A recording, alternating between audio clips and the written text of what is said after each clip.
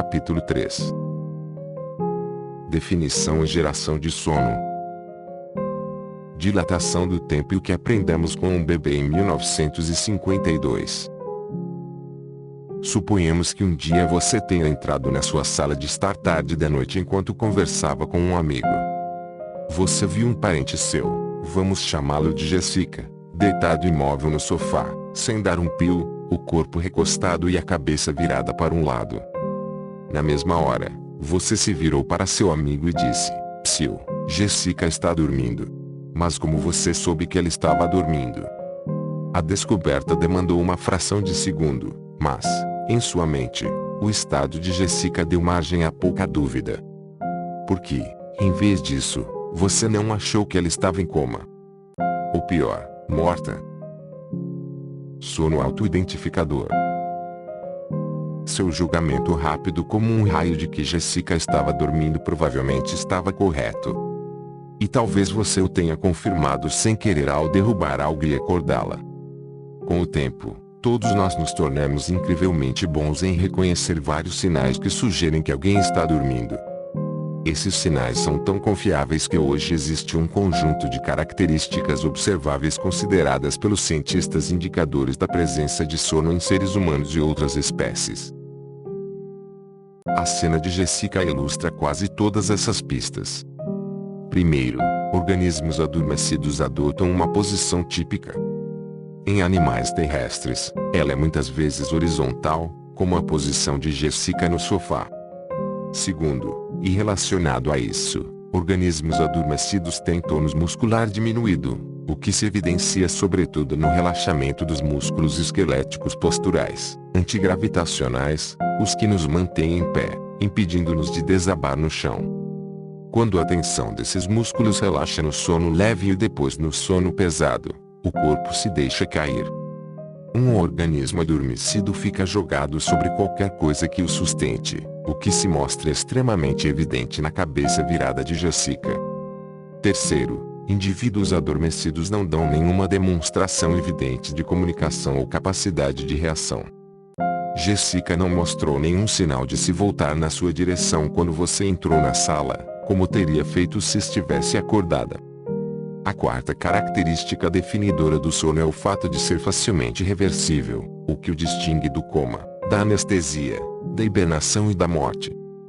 Lembre-se de que Jessica acordou assim que o objeto foi derrubado na sala. Quinto, como estabelecemos no capítulo anterior, o sono adere a um padrão temporal confiável ao longo de 24 horas, guiado pelo ritmo circadiano ditado pelo marca-passo do núcleo supraquiasmático do cérebro. Os seres humanos são diurnos, por isso preferimos permanecer acordados durante todo o dia e dormir à noite. Agora permita que eu lhe faça uma pergunta um tanto diferente. Como você mesmo, sabe que dormiu? Você faz essa autoavaliação com ainda mais frequência do que avalia o sono dos outros. Cada manhã, com sorte, você retorna ao mundo desperto sabendo que dormiu. Essa autoavaliação do sono é tão sensível que é possível ir mais além e discernir quando o sono foi de boa ou de má qualidade. Essa é outra maneira de estimar o sono, uma avaliação fenomenológica em primeira pessoa, distinta de sinais utilizados para determinar o sono em outrem. Também há aqui indicadores universais que permitem uma conclusão cabal sobre o sono. Na verdade, eles são dois. O primeiro é a perda de percepção externa. Você deixa de notar o mundo exterior. Não está mais consciente do que o cerca, pelo menos não explicitamente. Na realidade, suas orelhas ainda estão ouvindo, seus olhos, embora fechados, ainda conseguem ver. Isso também vale para os outros órgãos sensoriais como o nariz, o olfato, a língua, paladar, e a pele, tato. Todos esses sinais chegam em grande quantidade ao centro do cérebro, mas, enquanto você dorme, essa viagem termina na zona de convergência sensorial. Os sinais são bloqueados por uma barricada perceptual erguida em uma estrutura chamada tálamo. Liso, oval e pouco menor do que um limão, o tálamo é o portão sensorial do cérebro, é ele que decide quais sinais sensoriais têm permissão de passar. Caso consigam passagem privilegiada, Os sinais são enviados para o córtex na parte superior do cérebro, onde são conscientemente percebidos. Ao trancar suas portas no início do sono saudável, o tálamo impõe um blackout, impedindo o avanço desses sinais até o córtex. Desse modo, você não fica mais consciente dos programas informativos transmitidos a partir dos órgãos sensoriais externos. Seu cérebro perde contato desperto com o mundo exterior ao seu redor. Em outras palavras, agora você está dormindo. A segunda característica que orienta seu julgamento autodeterminado sobre o sono é uma sensação de distorção do tempo experimentada de duas formas contraditórias. No nível mais óbvio, você perde a noção consciente do tempo quando dorme, o que equivale a um vazio cronométrico. Considere a última vez que dormiu em um avião. Ao acordar, você provavelmente consultou o relógio para saber por quanto tempo dormiu. Mas por que fez isso? Porque seu monitoramento explícito do tempo foi perdido enquanto você dormiu.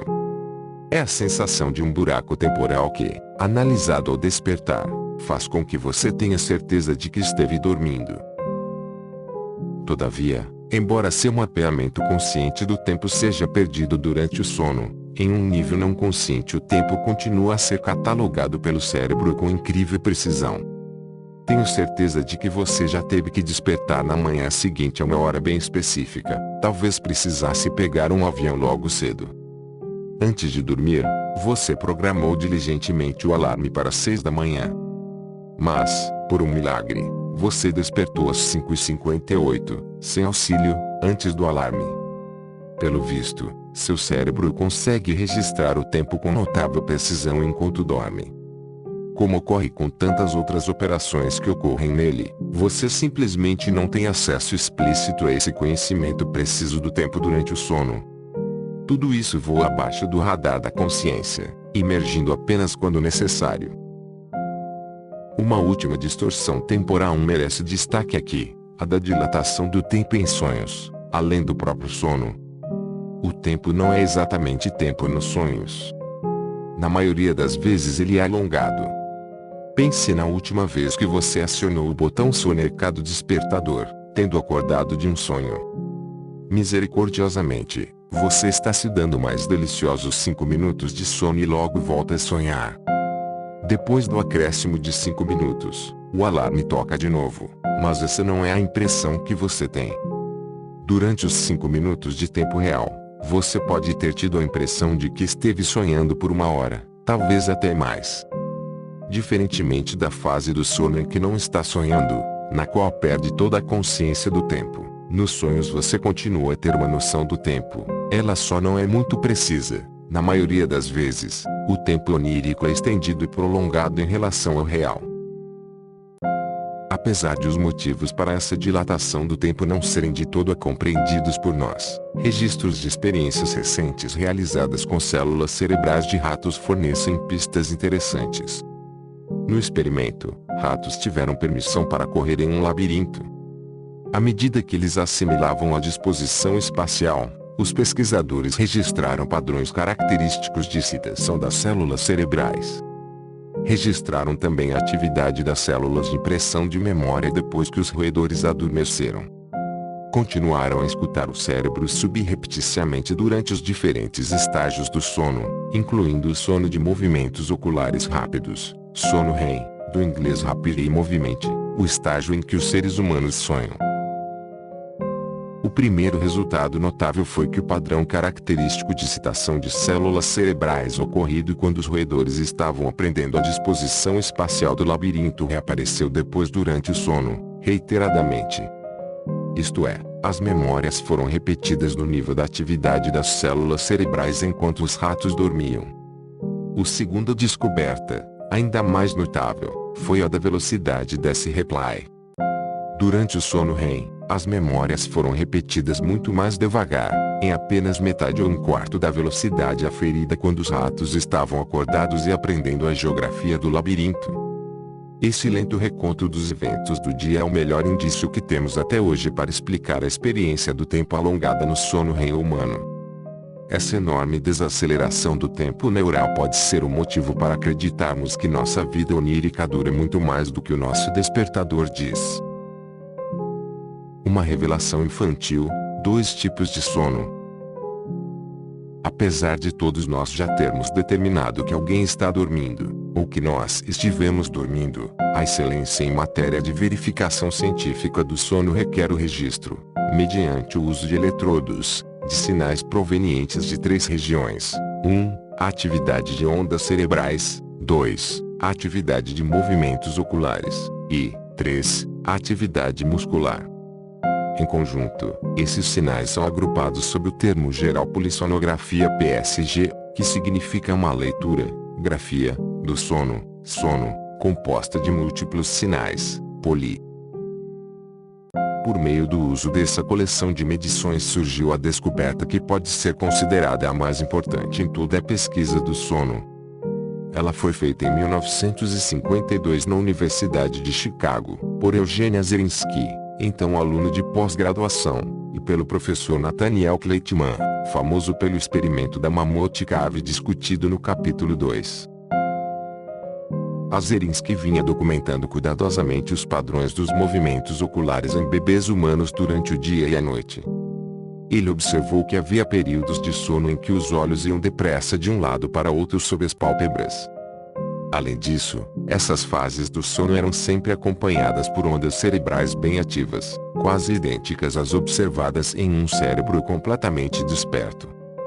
Envolvendo essas fases intensas de sono ativo havia faixas mais longas de tempo em que os olhos se acalmavam e permaneciam imóveis. Durante esses períodos tranquilos, as ondas cerebrais também se acalmavam, subindo e descendo devagar. Como se isso não fosse estranho o suficiente, a Zerinsky também notou que essas 2 fases de sono, com e sem movimentos oculares, se repetiam em um padrão de certa forma regular ao longo de toda a noite, inúmeras vezes. Com o clássico ceticismo de um professor, seu mentor, Kleitman, quis ver os resultados reproduzidos antes de considerar sua validade. Por causa da propensão de incluir pessoas mais próximas e mais queridas em experimentos, ele escolheu sua filha bebê, Esther, para fazer a investigação. Os achados se confirmaram. Nesse momento, Kleitman e Zerinsky compreenderam a profunda descoberta que tinham feito: os seres humanos não apenas dormem, como passam por 2 tipos de sono bem distintos. Eles denominaram tais estágios com base nas características oculares que os definiam: sono sem movimentos oculares rápidos, ou NREM, e sono com movimentos oculares rápidos, ou REM. Kleitman e Zerinsky, com a ajuda de outro pós-graduando aluno de Kleitman na época, William Dement, demonstraram também que o sono REM, no qual a atividade cerebral é quase idêntica à que temos quando despertos, está intimamente associado à experiência que chamamos de sonho e é muitas vezes descrito como sono de sonho. O sono NREM foi mais esmiuçado nos anos seguintes, sendo subdividido em 4 estágios, denominados de maneira pouco imaginativa de estágios NREM de 1 a 4. Nós, pesquisadores do sono, somos uma turma criativa, de profundidade crescente.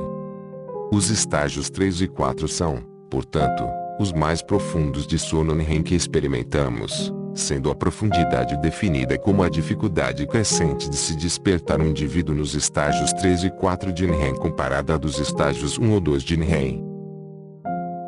O ciclo do sono.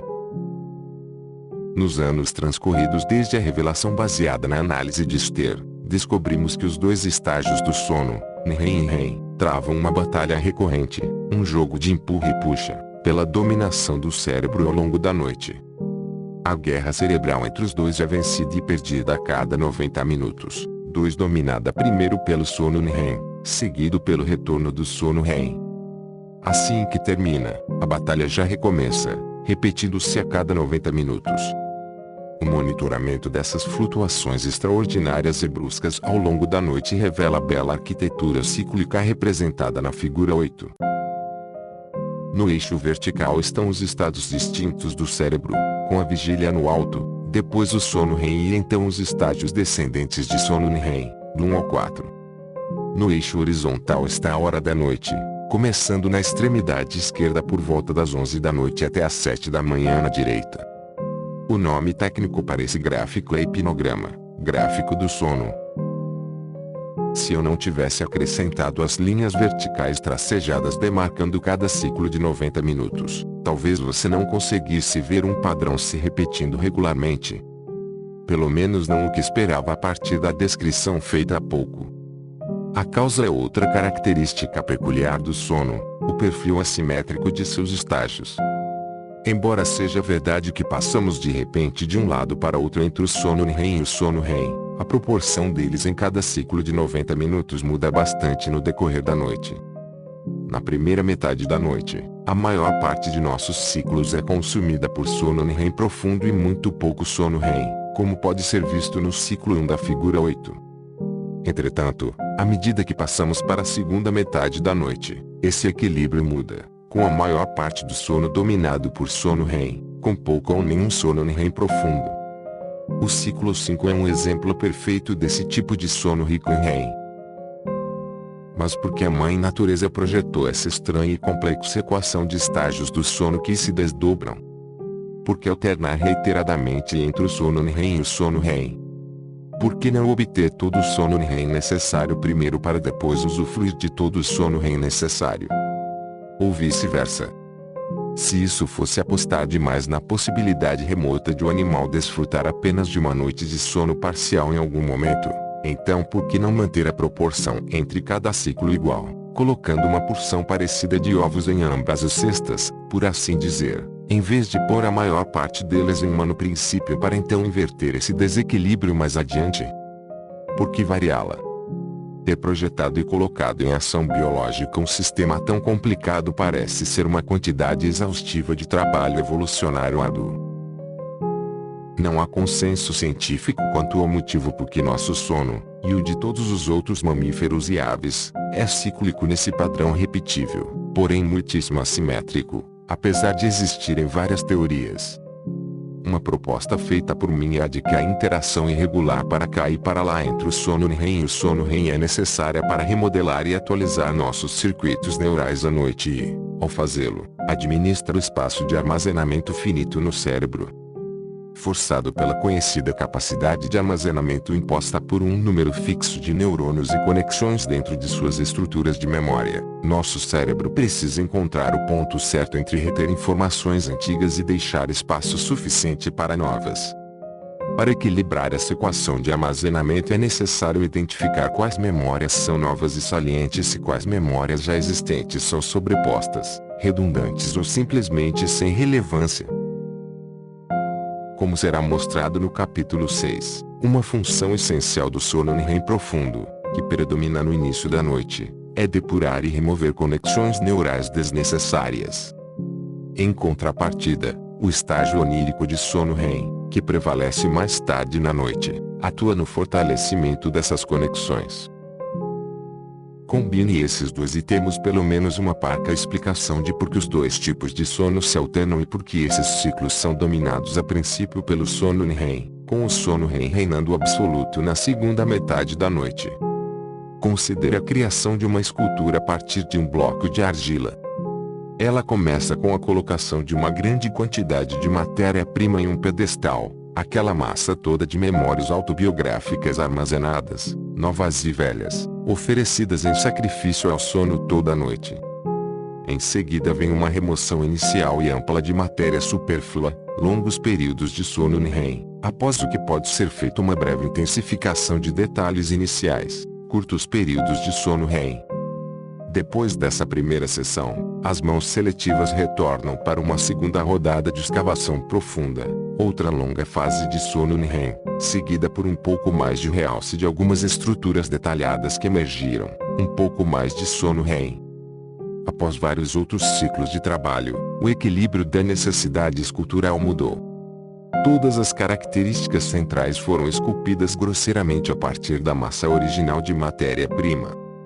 Como resta apenas a argila importante, o trabalho do escultor e os instrumentos requeridos devem focar o fortalecimento dos elementos e o realce das características daquilo que resta, uma necessidade que requer majoritariamente as habilidades do sono REM, sobrando assim pouco trabalho para o sono REM. Dessa maneira, o sono pode administrar e resolver com elegância nossa crise de armazenamento de memórias, com a força escavadora geral do sono REM predominando no início, depois do que a mão delineadora do sono REM mescla, interconecta e acrescenta detalhes. Como a experiência da vida está sempre mudando, exigindo que o catálogo de nossa memória seja atualizado ad infinitum, a escultura autobiográfica de experiências armazenadas jamais está completa. Por isso, o cérebro sempre requer a cada noite um novo turno de sono e seus variados estágios a fim de atualizar as redes de memória com base nos acontecimentos do dia anterior. Essa descrição é uma das razões, de muitas, suspeito, que explicam a natureza cíclica do sono REM e do sono REM e o desequilíbrio de sua distribuição ao longo da noite. Nesse perfil de sono em que o REM predomina no início da noite, seguido por um domínio do REM mais tarde na manhã, reside um perigo do qual a maior parte das pessoas não tem noção. Digamos que você se deite hoje à meia-noite, mas, em vez de acordar às 8, obtendo 8 horas completas de sono, você tenha que levantar às 6 da manhã por causa de uma reunião ou porque é um atleta cujo treinador exige treinamentos de manhã cedo. Que porcentagem de sono você terá perdido? A resposta lógica é 25%, já que ao acordar às 6 da manhã você cortará 2 horas de sono do que seria de outro modo um período normal de 8 horas. Mas isso não é de todo verdadeiro. Como o cérebro requer a maior parte do sono REM na última parte da noite, isto é, nas primeiras horas da manhã, você perderá de 60% a 90% de todo o seu sono REM, ainda que perca 25% do tempo total de sono. Isso vale para os dois lados. Se você acorda às 8 da manhã, mas só vai se deitar às 2 da madrugada, perde uma quantidade significativa de sono REM profundo. Tal como ocorre em uma dieta desequilibrada em que você só come carboidratos e fica malnutrido pela ausência de proteína, dará ao cérebro menos do que o troco correto do sono REM ou do sono REM, tendo em mente que ambos servem a funções críticas, embora distintas, do cérebro e do corpo. Ocasiona um grande número de enfermidades físicas e mentais, como será visto em capítulos posteriores. No que se refere ao sono, não existe algo como queimar a vela pelas duas pontas, ou mesmo por uma só, e escapar impune. Como o cérebro gera sono? Como você acha que seriam as suas ondas cerebrais se eu o levasse hoje à noite ao meu laboratório do sono na Universidade da Califórnia, colocasse eletrodos na sua cabeça e no rosto e o deixasse adormecer? Como esses padrões de atividade cerebral seriam diferentes dos que você está experimentando agora mesmo, enquanto lê esta frase, acordado? Como essas mudanças cerebrais elétricas explicam por que você está consciente em um estado, vigília, não consciente em outro, sono REM, e delirantemente consciente, ou sonhando, em um terceiro, sono REM. Supondo que você seja um adulto jovem, de meia idade saudável, vamos discutir o sono na infância, na velhice e em uma doença um pouco mais tarde. As 3 linhas onduladas na figura 9 refletem os tipos distintos de atividade elétrica que seriam registrados a partir de seu cérebro. Cada linha representa 30 segundos de atividade de ondas cerebrais a partir desses 3 estados. 1. Vigília. 2. Sono REM profundo e 3. Sono REM. Antes de você adormecer, sua atividade cerebral desperta é frenética, isto é, as ondas cerebrais estão passando por ciclos, subindo e descendo, umas 30 ou 40 vezes por segundo, em algo similar a um toque de tambor muito rápido, o que é chamado de atividade cerebral de frequência rápida. Além disso, não há um padrão confiável nessas ondas cerebrais, isto é, a batida de tambor não é apenas rápida, mas também errática. Se eu lhe pedisse para prever os próximos segundos da atividade tamborilando junto com a batida, com base no que veio antes, você não seria capaz de fazê-lo. As ondas cerebrais são realmente assíncronas assim, sua batida não tem ritmo discernível. Mesmo se eu convertesse as ondas cerebrais em um som, o que fiz no laboratório em um projeto de resultados arrepiantes aos ouvidos, você acharia impossível dançá-lo. Essas são as marcas elétricas distintivas da vigília plena, frequência rápida e atividade de ondas cerebrais caótica. Talvez você pudesse pensar que sua atividade geral de ondas cerebrais pareceria belamente coerente e supersincrônica enquanto está desperto, combinando com o padrão ordenado do pensamento, em geral, lógico durante a consciência desperta. Esse contraditório caos elétrico é explicado pelo fato de partes diferentes de seu cérebro desperto estarem processando informações diferentes em momentos e de maneiras diferentes. Quando somadas, elas produzem o que parece ser um padrão de atividade desconcertante registrado pelos eletrodos colocados em sua cabeça. Como uma analogia, considere um grande estádio de futebol lotado com milhares de torcedores. Há um microfone pendurado no meio da arena. Cada pessoa ali dentro representa uma célula cerebral, sendo que todas estão sentadas em partes distintas do estádio, assim como as células estão agrupadas em regiões distintas do cérebro. O microfone é um eletrodo, situado na cabeça, um aparelho de gravação. Antes que o jogo comece, todos os presentes no estádio estão conversando sobre coisas diferentes em momentos diferentes. Ou seja, estão desincronizados em suas discussões particulares. Por causa disso, a soma das conversas captada a partir do microfone é caótica, desprovida de uma voz clara, unificada. Quando é colocado na cabeça de alguém, como é feito no meu laboratório, o eletrodo mede a atividade somada dos neurônios abaixo da superfície do couro cabeludo enquanto eles processam diferentes fluxos de informação, sons, imagens, cheiros, sentimentos, emoções, em diferentes momentos no tempo e em diferentes localizações subjacentes. O processamento de tamanha quantidade de informação de tipos tão variados significa que suas ondas cerebrais são muito rápidas, frenéticas e caóticas. Depois de acomodado em um leito no laboratório do sono, com as luzes apagadas e talvez algumas trocas de posição aqui e ali, você conseguirá se desprender das margens da vigília para adentrar no sono. Primeiro, você nadará nas águas rasas do sono REM leve, os estágios 1 e 2. Daí em diante, entrará nas águas mais profundas dos estágios 3 e 4, que são reunidas sob o termo geral sono de ondas lentas. Se voltar a olhar os padrões de ondas cerebrais da figura 9 e focar na linha do meio, você compreenderá por quê.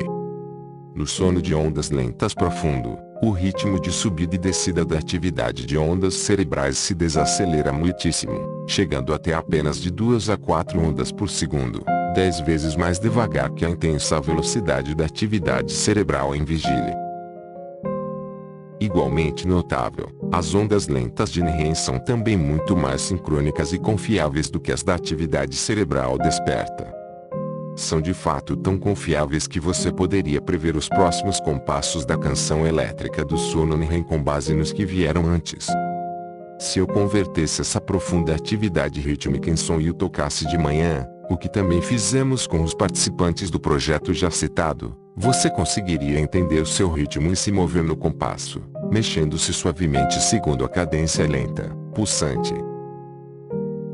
Entretanto, algo mais ficaria evidente enquanto você ouvisse, gingando, a pulsação de ondas cerebrais de sono profundo. De vez em quando um novo som seria sobreposto ao ritmo das ondas lentas, ele seria breve, durando apenas alguns segundos, porém ocorreria sempre no tempo forte do ciclo das ondas lentas. Você o perceberia como um trinado rápido, não muito diferente do R vibrante forte de certos idiomas, como o hindi e o espanhol, ou o ronronar muito rápido de um gato satisfeito. O que você está ouvindo é um fuso de sono, uma explosão contundente de atividade das ondas cerebrais que com frequência enfeita o final de cada onda lenta individual.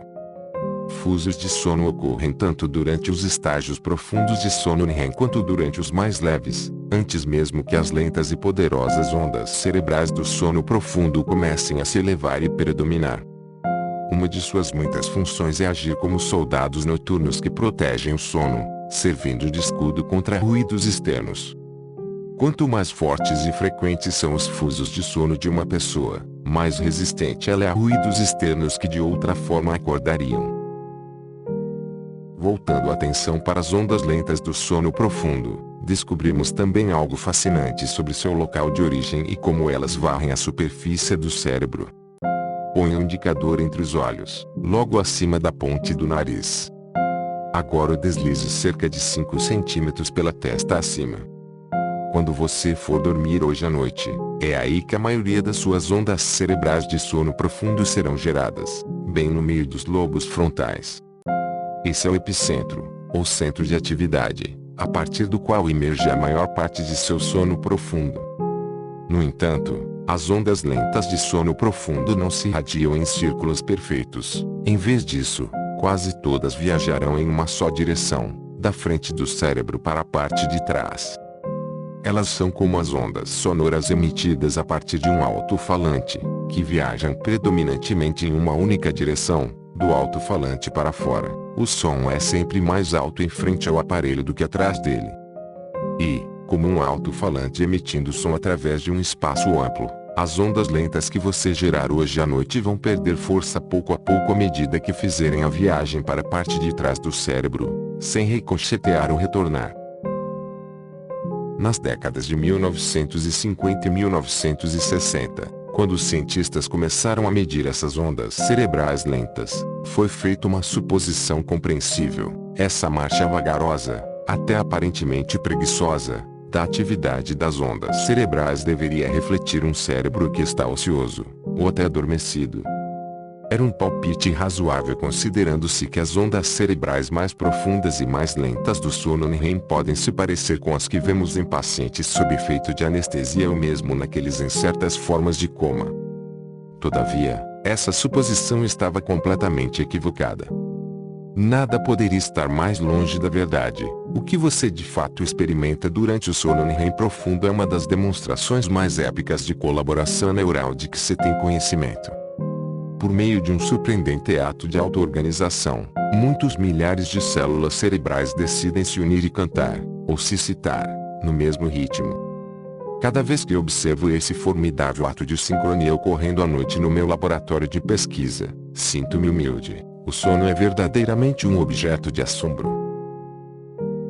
Voltando à analogia do microfone pendurado acima do estádio de futebol, considere o jogo do sono agora em andamento. A multidão, aqueles milhares de células cerebrais, passou do bate-papo particular pré-jogo, vigília, para um estado unificado, sono profundo. Suas vozes se uniram em um passo de marcha em fileira cerrada, um canto semelhante a um mantra, o canto do sono NREM profundo. De repente elas gritam, criando um pico de atividade cerebral, e depois se calam por vários segundos, produzindo o profundo e prolongado cavado da onda. A partir do microfone no estádio captamos um bramido claramente definido vindo da multidão subjacente, seguido por uma longa pausa para a respiração. Ao compreender que o encantar rítmico do sono NREM profundo de ondas lentas é na verdade um estado superativo e meticulosamente coordenado de unidade cerebral, os cientistas foram obrigados a abandonar qualquer ideia simplista do sono profundo como um estado de semi-hibernação ou estupor lerdo. Entender essa harmonia elétrica assombrosa, que ondula através da superfície do cérebro centenas de vezes toda noite, também ajuda a entender a nossa perda de consciência externa. Ela começa abaixo da superfície do cérebro, dentro do tálamo. Lembre-se de que quando adormecemos, o tálamo, o portão sensorial situado bem no meio do cérebro, bloqueia a transferência de sinais perceptuais, som, visão, tato etc., para a parte superior, o córtex. Ao cortarmos esses laços com o mundo exterior, não apenas perdemos a consciência, o que explica por que não sonhamos no sono NREM profundo nem mantemos um registro explícito do tempo, como também permitimos ao córtex relaxar em seu modo de funcionamento pré-definido, ao qual chamamos de sono profundo de ondas lentas. É um estado de atividade cerebral ativo, deliberado, porém extremamente sincrônico. Ele também é próximo da meditação cerebral noturna, embora eu deva observar que é muito diferente da atividade de ondas cerebrais de estados meditativos despertos. Nesse estado xamanístico de sono NREM profundo pode ser encontrado um verdadeiro tesouro de benefícios mentais e físicos para o cérebro e o corpo, respectivamente, uma abundância que será explorada por completo no capítulo 6. No entanto, um benefício para o cérebro, o salvamento de memórias, merece menção mais extensa neste momento de nossa trajetória, pois serve como um exemplo daquilo de que essas ondas cerebrais profundas e lentas são capazes.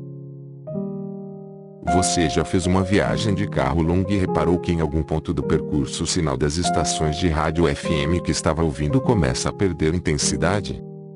Em contrapartida, as estações de rádio AM permanecem robustas.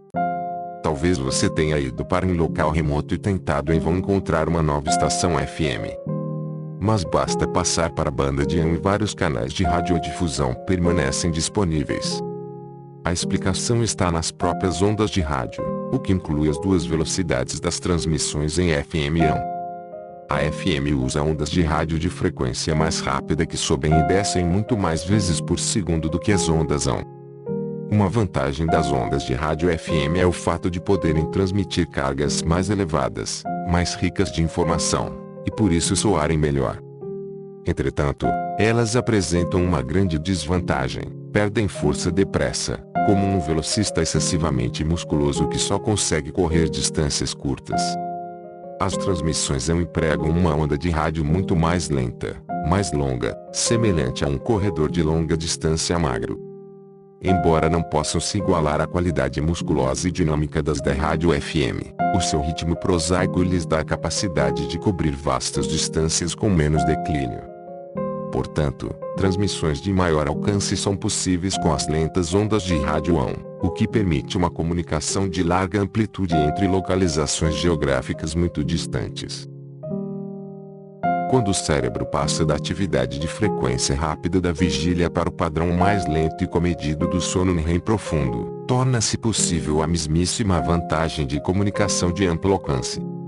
As ondas regulares, lentas, sincrônicas que atravessam o cérebro durante o sono profundo abrem a possibilidade de comunicação entre regiões distantes do cérebro, permitindo-lhes enviar e receber de maneira colaborativa seus diferentes repositórios de experiência armazenada. No que se refere a esse aspecto, você pode pensar em cada onda lenta individual de sono REM como um mensageiro capaz de transportar pacotes de informação entre os centros cerebrais anatômicos. Um benefício da existência dessas ondas cerebrais itinerantes de sono profundo é o processo de transferência de arquivos. A cada noite, as ondas cerebrais de longo alcance de sono profundo deslocam pacotes de memória, experiências recentes, de um local de armazenamento de curto prazo, que é frágil, para um local de armazenamento de longo prazo mais permanente, e por isso mais seguro. Desse modo, consideramos a atividade de ondas cerebrais desperta como envolvida sobretudo com a recepção do mundo sensorial exterior, ao passo que o estado de sono REM profundo de ondas lentas gera um estado de reflexão interior, um estado que fomenta a transferência de informação e a destilação de memórias. Se a vigília é dominada pela recepção e o sono REM, pela reflexão, o que, então, ocorre durante o sono REM, o estado onírico? Voltando à figura 9, a última linha de atividade de ondas elétricas cerebrais é a que eu observaria vindo de seu cérebro no laboratório do sono quando você entrasse em sono REM. Apesar de você estar dormindo, a atividade de ondas cerebrais associada não tem nenhuma semelhança com a do sono REM profundo de ondas lentas, a linha do meio da figura. Em vez disso, ela é uma réplica quase perfeita da vista durante a vigília atenta, alerta, a linha superior da figura. De fato, estudos recentes de digitalização por ressonância magnética descobriram que há partes individuais do cérebro que são até 30% mais ativas durante o sono REM do que quando estamos acordados. Por essas razões, o sono REM foi também chamado de sono paradoxal, um cérebro que parece acordado em um corpo que está claramente adormecido. Em geral, é impossível distinguir o sono REM da vigília com base apenas na atividade de ondas elétricas cerebrais. No sono REM, há um retorno às mesmas ondas cerebrais de frequência mais rápida que estão novamente desincronizadas.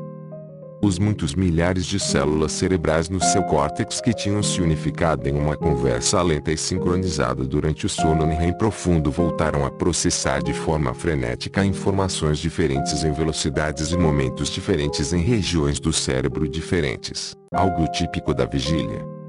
Mas você não está acordado, pelo contrário, está profundamente adormecido. Então que informação está sendo processada, já que com certeza nesse momento não se trata de algo que venha do mundo exterior? Como ocorre quando se está acordado, o portão sensorial do tálamo mais uma vez se abre durante o sono REM. Entretanto, a natureza do portão é outra, não são sensações do mundo exterior que têm permissão para viajar até o córtex. Em vez disso, sinais de emoções, motivações e memórias, passadas e presentes, são todas representadas nas grandes telas dos córtices sensoriais visual, auditivo e sinestésico no cérebro. Toda noite, o sono REM o introduz em um teatro absurdo em que você é surpreendido com um carnaval bizarro e extremamente associativo de temas autobiográficos. No que se refere ao processamento da informação, pense no estado desperto sobretudo como recepção, experimentar e aprender constantemente o mundo à sua volta, no sono REM como reflexão, armazenamento e fortalecimento dos ingredientes crus de novos fatos e habilidades, e no sono REM como integração, interconexão desses ingredientes com toda a experiência passada, e, ao fazê-lo, construção de um modelo cada vez mais preciso de como o mundo funciona, incluindo descobertas inovadoras e habilidades de solução de problemas. Uma vez que as ondas elétricas cerebrais do sono REM e da vigília são tão parecidas, como posso saber qual das duas você está experimentando quando está deitado no quarto de dormir do laboratório do sono, ao lado da sala de controle? O elemento revelador nesse caso é o seu corpo, especificamente os seus músculos. Antes de deitá-lo no laboratório, nós teríamos colocado eletrodos em seu corpo, além dos que afixamos à cabeça. Enquanto acordado, mesmo deitado na cama e relaxado, resta um grau de tensão geral, ou tônus, nos músculos. Esse zumbido muscular constante é facilmente detectado pelos eletrodos que escutam o corpo. Quando passamos para o sono REM, parte dessa tensão muscular desaparece, mas ainda resta a grande parte dela. Contudo, uma impressionante mudança acontece na preparação para o salto para o sono REM. Meros segundos antes de a fase do sonho começar, e enquanto o período do sono REM dura, ficamos paralisados por completo. Não há nenhum tônus nos músculos voluntários do corpo. Absolutamente zero. Se eu entrasse na ponta dos pés no quarto e levantasse com delicadeza seu corpo sem despertá-lo, ele ficaria completamente flácido, como uma boneca de pano.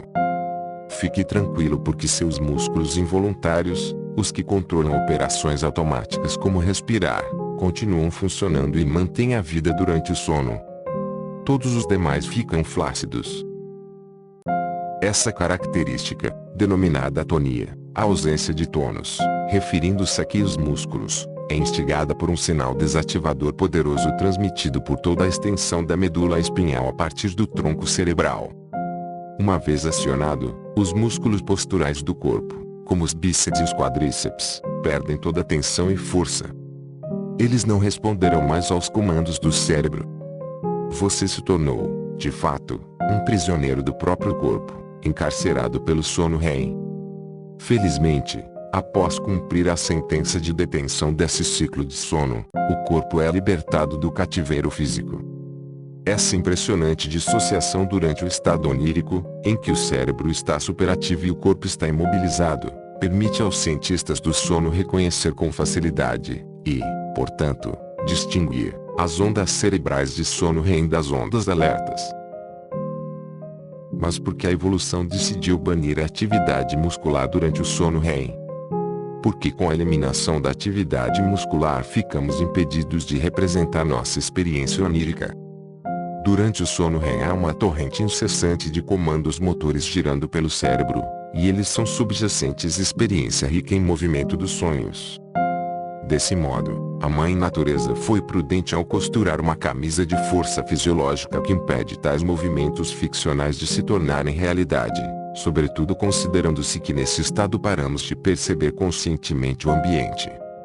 Imagine o resultado desastroso de encenar falsamente uma luta onírica ou uma corrida frenética para fugir de um adversário onírico que se aproxima, enquanto os olhos estão fechados e não se tem nenhuma compreensão do mundo ao redor. Um indivíduo assim não demoraria muito a deixar o polo genético. O cérebro paralisa o corpo para que a mente possa sonhar em segurança. Mas como sabemos que esses comandos de movimento estão de fato ocorrendo enquanto alguém dorme, a menos que o indivíduo simplesmente acorde e nos conte que sonhou que estava correndo ou lutando? A triste resposta é que esse mecanismo de paralisia pode falhar em alguns indivíduos, particularmente mais tarde na vida. Em virtude disso, eles convertem os impulsos motores relacionados a sonhos em ações físicas no mundo real. Como será visto no capítulo 11, as repercussões podem ser trágicas. Finalmente, e não podendo ser deixada de fora do quadro descritivo do sono REM, há a própria motivação de seu nome, os movimentos oculares rápidos correspondentes. Durante o sono REM profundo, os olhos permanecem parados nas órbitas. 3 Contudo, os eletrodos colocados acima e abaixo dos seus olhos contam uma história ocular bem diferente quando você começa a sonhar, a mesma história que Kleiman e Azerinsky desenterraram em 1952 ao observar o sono de bebês. Durante o sono REM, há fases em que os globos oculares correm, com urgência, da esquerda para a direita, da direita para a esquerda, e assim por diante. A princípio, os cientistas supuseram que tais movimentos matraqueados correspondessem ao monitoramento da experiência visual em sonhos. Isso não é verdade. Em vez disso, eles estão intimamente ligados à criação fisiológica do sono REM e refletem algo ainda mais extraordinário do que a apreensão passiva de objetos em movimento no espaço onírico. Esse fenômeno será explicado em detalhes no capítulo 9. Somos as únicas criaturas que experimentam esses diferentes estágios do sono. Outros animais têm sono REM. Eles sonham. Vamos descobrir.